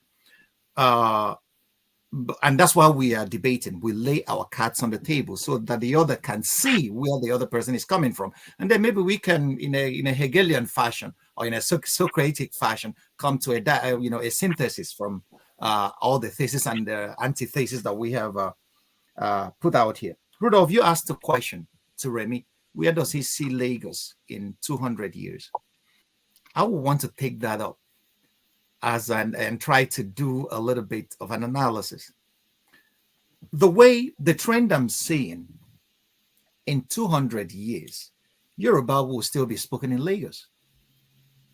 But most of the kids will have parentage from every other part of the world, one Yoruba and one from another place, because the intermarriages are increasing, as I can see. And we are all witnesses to it. Tinubu himself married an Ishekiri woman. Viva Rhodes married an Igbo woman. Femi Fani Kayode, who is now propelling this narrative that is dangerous to society, was married to an Igbo woman. So there will be a lot of intermarriages, and there will be a culture. Lagos is cosmopolitan, and it allows for that. People come together. It's a melting pot. People come together, and when people are close to each other, they fall in love, they get married. That's what sociology has shown across time. Okay, so that's where I see Lagos in 200 years. And if we get a good leadership sometime in Nigeria that will lay the foundation for good citizenship, for people to have a sense of belonging, that they belong to this country called Nigeria, and then decide to work towards uplifting this country, that we may see a nation where the son of Wadebo or whatever, nobody will ask him, what are you doing in Lagos vying for governor? What we are doing today, which is ethnic atavism of the worst kind. So I see a Lagos that will be a beacon of hope for all Nigerians, because Lagos is biogeographically blessed. We have a seaport there, Lagos, the lagoon, and everything. So it attracts trade, businesses, and that's why we see businesses coming to Lagos from the times of the slave trade. So Lagos will keep being that if our governments make a policy that ecologically save this place and doesn't let Lagos be washed away into the sea, and if we keep on a cultural openness that allows us to dialogue with each other and come to an understanding that we are human individuals, human beings, and not let base ethnic sentiments destroy what could have been a very beautiful country. When Remi said that it will be called Lagos a no man's land, Peter Obi never said that. This is a statement of fact now. Peter Obi never called Lagos a no man's land. There is nowhere, there is no evidence to that. I can vouch for that because I have researched that and I have not seen any to that effect. And when Remi said that Peter Obi said that Yoruba women wanted to overthrow him in Anambra State, Okendibe, who is my friend and brother, never wrote that article, and he never made that assertion. Maybe Remi is referring to something. I will get your email from Rudolph and then forward the article to you. Okay, I will greatly appreciate that. So, but the point is, if anybody says that that Lagos is a no man's land, Lagos is not a no man's land. There were people living there before the white men came, and there are people still living there today. But I would like to see, if somebody calls my home a no man's land, the person is just talking. That wouldn't even mean anything to me. So the Lagos, I am saying now, if this is what the bone of contention for Ayo, because I don't believe that every Yoruba man sees this as his bone of contention. If this is a bone of contention for Ayo, I am telling you, my brother, Lagos is not a no man's land. Lagos belongs to the Yorubas. We accept that, and that is a fact. But the accident that brought us together as Nigerians has made it imperative that every other Nigerian, when Lagos became a capital, that every other Nigerian could go to the capital city because the British did a number on us. The number they did on us is that they localized everything in a place. And every other person that wants the favor from the government comes very close to where the favor is. And we should not lose sight of the fact that Lagos had better infrastructure than every other state in Nigeria put together, except when Abuja was built. And business and trade goes to where infrastructure is that supports the business. So that every other Nigerian and the majority of the people that do trade, the Igbos, that they will move in droves to Lagos is imperative. And that there will be skirmishes with the locals is normal. But what intelligence teaches us over time is that we could peacefully resolve those differences. That's why the law is important. That anybody who commits a crime in Lagos faces the law. If we are able to build a country where that becomes the case, we will not be sitting here arguing whether Lagos is a no man's land or not. The people that own Lagos know that they own Lagos. And nobody, I don't see an Igbo man coming to take over Lagos from them. Badebo Vivo Road is a son of Yoruba land. And for me, he has absolute right to vie for governorship anywhere in Nigeria. Whether the people vote for him is another thing. But that he has this right and that he should not be delegitimized because of where he comes from, this nativism and this nationality or this patriotism, false patriotism that we carry about. We should remember that patriotism happens to be the last refuge of the scoundrel. I will end my point here. So when we say the word, the character of a people, there is nothing like a character of a people. Stereotyping a people is absolutely wrong. Stereotyping is wrong everywhere. People could say it used to be the scientific way. That's why African Americans are fighting the police, because the police stereotypes African American. When you catch a thief, you will say he's a black male, and that was used to lock up over 1 million black males in prison today in America. We know it's the remnant of slavery. So, and that's why we are fighting today, that we should stop stereotyping each other, because stereotype and xenophobia is the shortest route to genocide. And what is genocide? Genocide happens when xenophobia gains political power. I am done. All right, thank you so much. I want to thank Ayo, Chief Remi, and Franklyne for a wonderful debate. I wish we could have more time to engage all of you, but we're going to now have our audience join by giving them a chance to ask questions. And when I call you, please go straight to the question so that we have time to get more people in. I will start with you, Show. So the question could go to anybody, any of the. Good evening, Rudolph. Yeah, that's fine. Good evening, Rudolph, and good to the three gentlemen who've come to speak to us today. Listen carefully. Quite interesting debate. I'll probably come back, Rudolph, to share my view, because you said this is for questions. But the question I have for my Oduduwa brothers is: do our political elite, the Yoruba ones, the Tinubus, the Akeredolus, the whoever, the who and who of the Yoruba political class, do they share your view? And do they share it at all times, or does this come up every 4 years? Because all I see is Tinubu ambition was carried on the head by Ojius Okalu, who's fighting to be the Senate president. Tinubu has no issues with him, at least not in public. So we see these people get on very well. There's no issue to us, the common men, of them having this issue. Tinubu doesn't fear that Lagos is going to be taken away from him. Well, not until he lost the election in Lagos, but he doesn't seem to share this, at least not in public. Probably you know more. Do you think our political class care? Do you think they worry like you care about it? Or is this just something divide and rule that we've seen time and time again? Thank you. Well, Ayo, please allow me to answer this. Go and Google my name, Remi Oyeyemi. I've probably written more articles against Tinubu than anybody in Nigeria. I've done that. Go and Google it, because internet does not forget. Why do I do that? Because I don't believe in his political ideology. So, but when the campaign season started, and I saw the kind of attacks against Tinubu coming from the Igbos,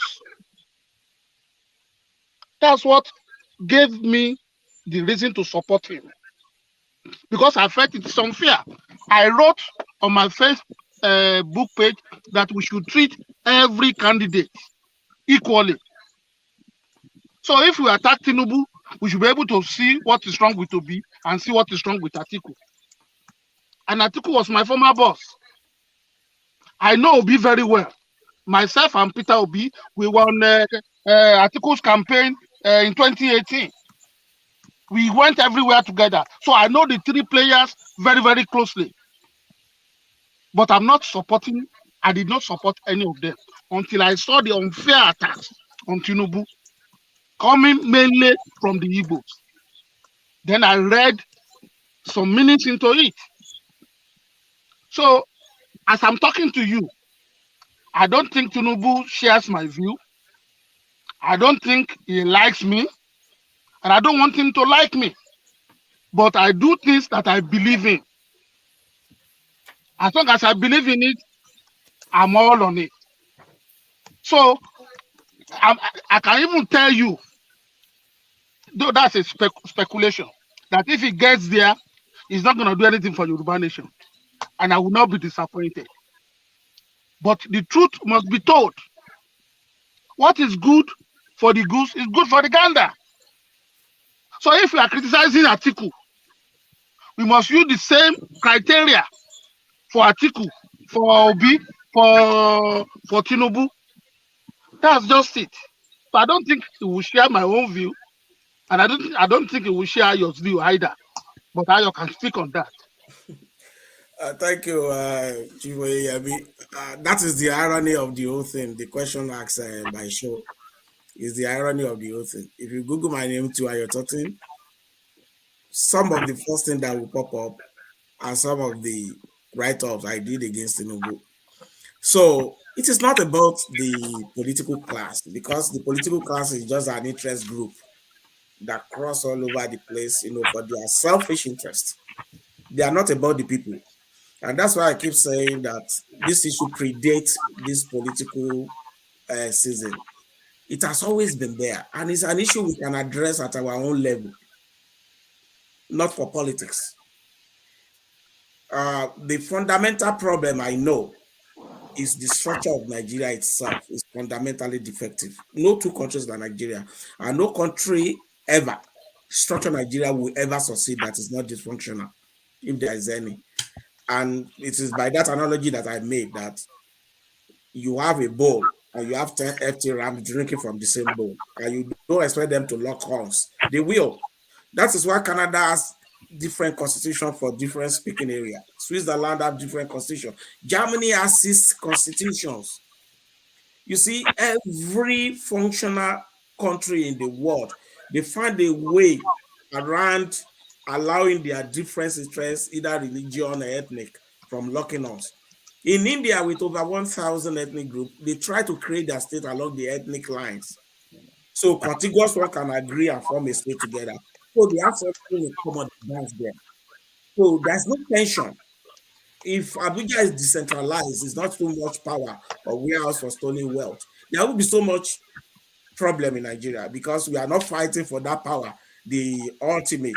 A Nigerian president is probably more powerful than any other president, because he is head of military, head of INEC, head of CBN, head of everything. It's the constitution. It's a constitutional dictator, a Nigerian president. And because of so much power concentrated in Abuja, everybody wants to go there. It becomes a problem. Oh, that person must be my people. That person must be my people. It is our turn. And they'll forget about we, the people, the original we, the people. I speak from the perspective of the ordinary Yoruba person on the street, not those people. I can assure you of that. I have no interest in any of the political party that, and I don't even believe in political party, because they're always crossing all over the place, jumping and jumping and jumping. I just look at people at every point in time. While they were doing the APC primary, I was for Shibajo, because I know he was already positioned for that position. He works in National Rock, is brilliant. If I don't like him, I will say no. So I thought they should have given him the ticket. He did not get the ticket. I look at the 3 leading candidates. I did my assessment. I don't think it's fairly okay for power to go back to the north. It should come to the south. Iwe will be antecedents as a governor. Tinubu and Obi probably have 8 years as governor. And Iwe, Tinubu's antecedent. Corruption I discount, because they are all corrupt, and I have my facts that I can prove. So, but when you look at policy matter, just say, okay, this guy, this thief will still steal our money anyway, but it's good when it comes to policy issue. Obi, I don't really think I like what came from Anambra. So it's not based on any sentiment. That is just my personal assessment. I might be wrong, and I'm willing to admit that I might be wrong on that. But I don't want anybody, because this man, Tinubu, that you guys are talking about, this Chief Remi Oyeyemi and myself, we have written so much against him. And it's on the internet. The internet don't lie. You guys will find it there. So it's not about him at all. It's not about his presidency. It's about how to make it better for the rest of us, the hardworking. And those of us in the diaspora, we want a home we can go back to. So that is what we need to start working towards. Thank you. All right. Thank you so much. Sure. Thank you so much for that question. Let's go to Mo, and then go that way. Mo, you're next. Thank you, Rudolph. Thank you all. Listening to what the guests have said, and I'm not impressed. I'm not impressed that at this time we're still saying certain things. We shouldn't. Even when we have it in ourselves, we can restrain ourselves. Sometimes we have to chew on words before we say it. This idea of grouping people, the Igbo, by the way, Igbo has no plural with S. Igbo is Igbo. Just like my Yoruba friends use Yoruba. I never heard them use Yorubas. It's Igbo is Igbo. Thank you. So that should stop. Ogbunewzeh said it very clearly. We should stop it. Not just for Igbo, for Yoruba, for Hausa. Growing up, one had Hausa Fulani. Now we have split it without knowing. It has become Fulani and Hausa. So we have to educate ourselves every time. Let's try to temper these things cruelly. I can give you a lot of examples of people. What we're saying now about Lagos shouldn't be out there. But people are using it for their political gain. It is understandable. But let's not fan it. If somebody said that Tinubu is from Washington as a political leverage, that's fine. That's a fact. If you said that, what's his name? GRV, his mother is Igbo, that's okay. That's fine. There's nothing wrong with it. The problem is when you act on it, when you use it to tag people what they are not, then you are looking for trouble. Again, Remi, I don't know if you remember me, since 20 years ago, we went through some of the things you said. I wrote you personally. I published your work at pony.com. And I tried to correct you that the invasion did not have anything to do with the Yoruba. Ojukwu was reluctant to do it. Banjo, and so I have, and the man died. So Inka said it all there. Don't quote me. Read the man died. He, Banjo, Ifajuna, Abam, they planned it. It was the third force. They planned to take over, kill Ojukwu, kill Gowon, and then restore Nigeria. Ojukwu, Soka did not hide it. When he got to Ore, he called Obasanjo, who was part of the team. That's why they are still fighting today. So Inka and Obasanjo, the problem dates back to the fact that Obasanjo walked out and started working with Gowon, feeding him the information. Banjo was not stopped at Ore. Banjo stopped at Ore because Obasanjo said, you cannot come in with Igbo soldiers in Lagos. We have to prepare the ground. Meanwhile, they were forming the second division. So Biafran soldiers went to Genebode, to Auchi, to all over the place because they didn't want to leave Ore. If they had left Ore, they would run over Lagos in the next few days. Like I wrote in my book, that was when Biafra lost the war. That stretched them thin. They didn't have much. And they used what they have to invade, to give Banjo. Ojukwu wrote a letter. It was documented to Banjo, who is his best friend, by the way. Remember, he was locked up in Enugu for trying to kill Ironsi. That's why he ended up in Enugu. So we know this history. Please stop giving the idea that the That Yoruba... is not the narrative given by General Pajowa. General Pajowa's narrative, who actually he was the one who led the war. I'm not. Let me finish. Let me finish. Bajowa did not lead anything. Let me tell you the story. If you read General Mutala that did the pushback, it was Banjo that led the force. So Inka's book is there. I have it here. And the man died. Let me leave it to you. Okay, look at it. It's here. I have a copy and I'm ready. Good. Read it. And Banjo of Soinka will tell you he was in Enugu to recruit. What's the poet's name? Pius Okibo, who was his friend, who said, my head is not, I'm not doing it. And then the kid, Nzog was supposed to lead it, they killed him. Okay? So Banjo, it was never anything planned to take over Yoruba land. I understand somebody from Benin, from Midwest, arguing this issue because they were taken over and made into Republic of Benin and Major Koko took over. Yes, I understand the Midwest. That Western campaign was a mistake from my own perspective. But then hindsight is 2020. So I understand what you are saying. Let us not say that again. You see, when you group people that way, that's better left alone. Ogamo, exactly, just leave it alone. That thing you're saying is written in Ojukwu said they will take over Lagos. Yoruba will come and negotiate with him. I have no way. That is please.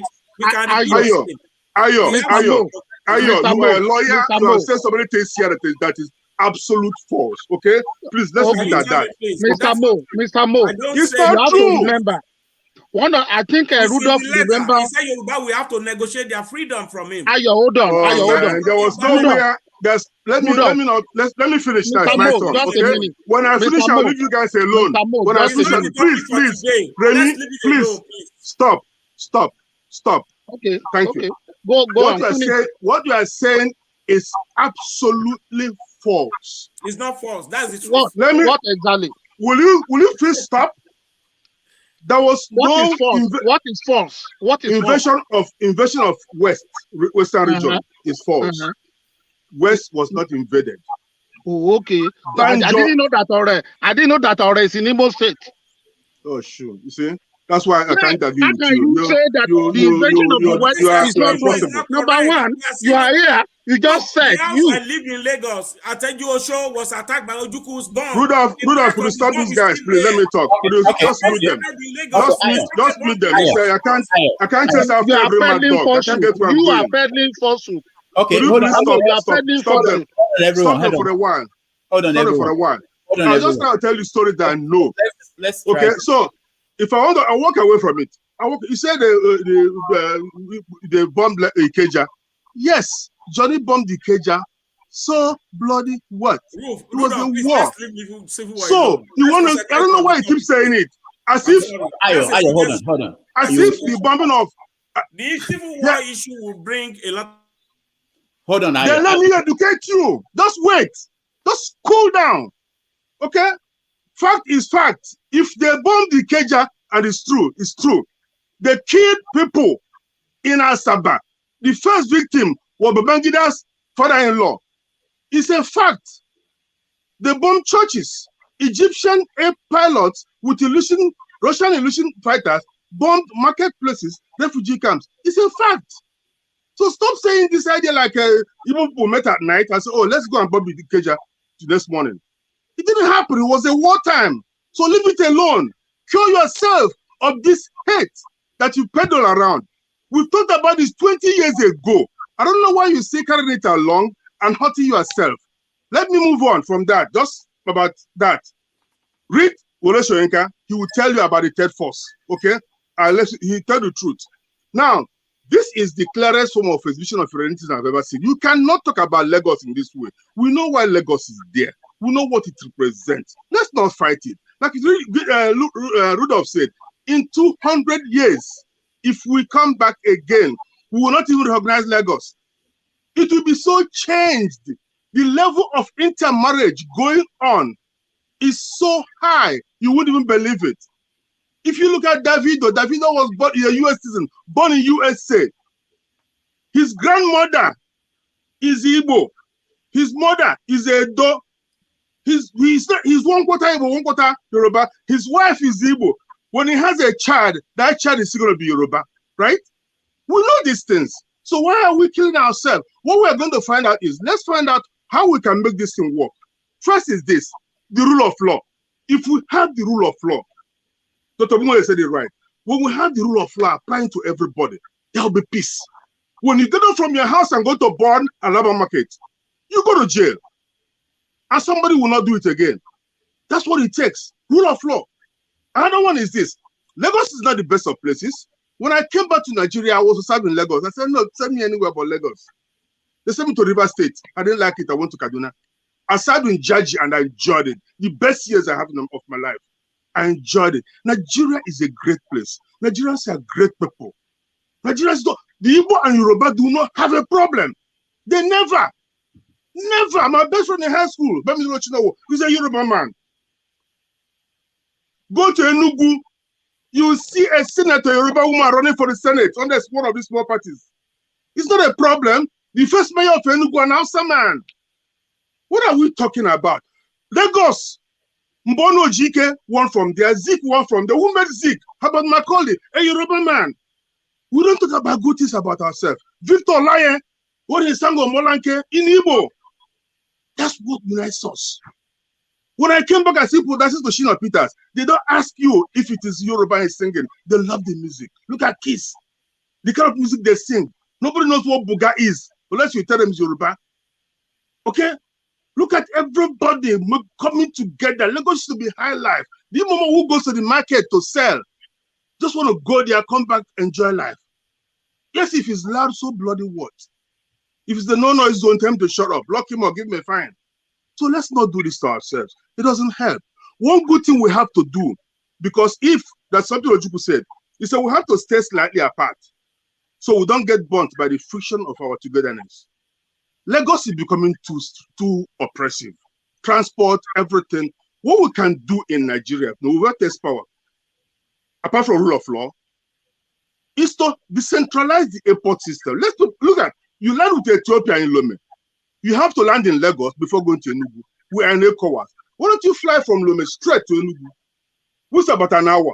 You have to land in Lagos a few minutes, then take off again. Let's have a seaport open. Port Harcourt, Calabar, Warri, so people can import stuff and export stuff. Why don't you have a rail line between Ibadan and the Goja across Enugu Onitsha? These are things we should be talking about. It will bring love, peace. It will bring prosperity. It will expand. In the next 100 years, all of us here won't be here, definitely. We won't be here. New people will come. We don't even know who they are. When the Benin came to Lagos, which they call Eko, on their way to Accra, to Akan, Ghana, they call it Eko, a camp. Their worries, the Jebus, the other people have been coming and going. So please, please, please, guys, let us find it in ourselves to look for those things who unite us. They said, Zeke said, let's forget about this, and Tadona said, let's, I'm saying, let us embrace and use our diversity. Let it strengthen us. Let us find a way to use it. Let's not take time to open up old wounds, to open up things that we didn't even understand. We can study history, but not here. Here is what do we do to prevent Lagos from being what we don't want. Please, please, guys, if there is anything you understand from me today, please stop saying Igbo people. Igbo people. Igbo people do not meet. The Igbos have never had a leader in my life. And I'm old enough. We never have a leader. Azikiwe was not a leader. He was made by a Yoruba man. Zeke was, Ojukwu was more Yoruba person than Igbo. Ojukwu didn't even speak Igbo when he was made a governor. They're pure Eko boy. He was born in Zungeru. So please, let's understand our... Nzogu, Kaduna Nzogu doesn't even speak Igbo. He spoke their dialect because that's what a speaker to people who know him. Never lived in the South. His name is even Kaduna. So please, please, please, please, we can do this. We can leave the next generation something to remember us by. I'm sorry, I'm going to leave very soon. If you are not timing this. Yeah, I'm leaving too. You have the day. You said I'm ignorant. I consider that we are loonies. That Rudolph will mute us. It's all here. You are talking like I'm not doubting critical. And that is the problem. You wrote all this kind of nonsense here. You call me a loony. You say we are loonies. You just got to move on. You say we are ignorant. You use some kind of plastic words. And you're not talking here like you are being reconciliated. It is people like you that is causing problem between us. People like Thank you. You are lying. Then take people like me away. I'm telling you the truth. The truth you want to hear. He's a loony. Rudolph, please stop him. Rudolph, he's blocking. Why are you saying that? And you are an elderly person. I don't want to sit down and listen to this nonsense. I want to listen to those who are... At the time, you were behaving like a lunatic. Tell me you are an elderly person. You said you are holding up. You are not behaving like you are holding up. How can you use so much abusive words? You put it down here in writing. I've captured everything. And you are now talking like you want to preach peace. You are being hypocritical. You will leave this forum now and go and say, there's one Remi and Ayo that are abusing Igbo people. That is what people like you do.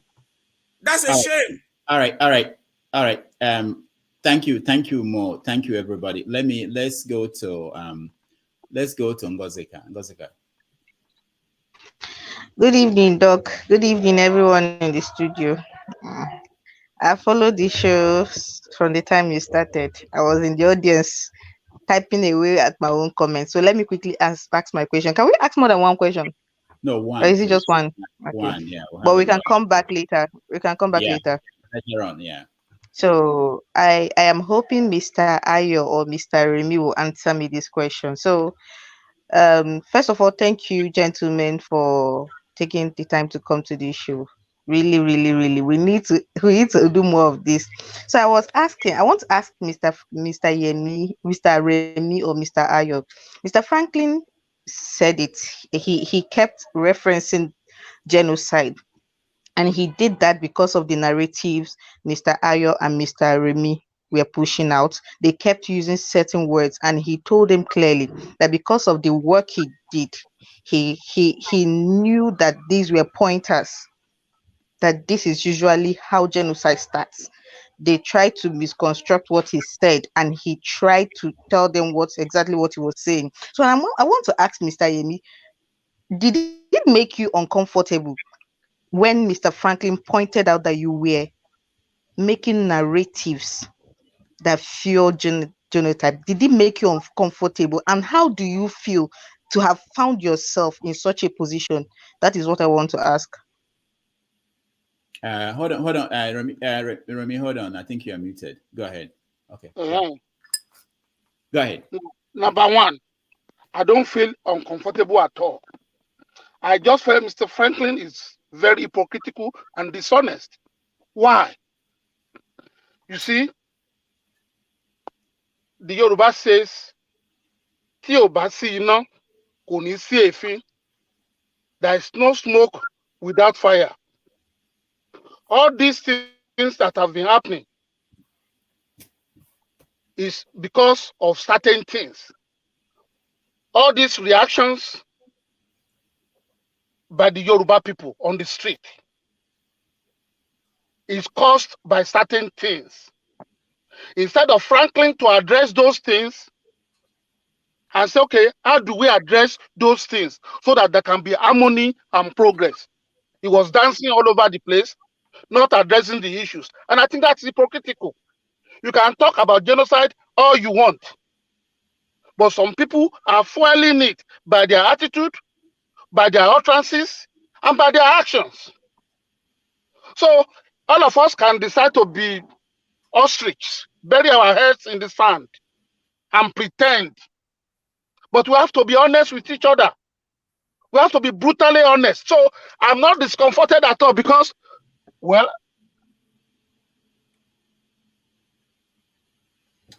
please, I just wanted to point out that, sorry, Doc, I just wanted to point out that Mr. Franklyne did speak to your grievances. He did point out, you said, Mr. Ayo did say that the people, the masses, the feeling among the Yoruba masses was that the Igbos were calling Lagos a no man's land. That is their grouse. And he said, and I quote, if they called Lagos a no man's land, Lagos is not a no man's land. Call their own place a no man's land. It is a narrative. So we shouldn't go to war because of narrative. He said that. So you're saying he was dismissive of your grievances? I do not get, because he did, unless you have another grievance that you did not say on the show. Do you?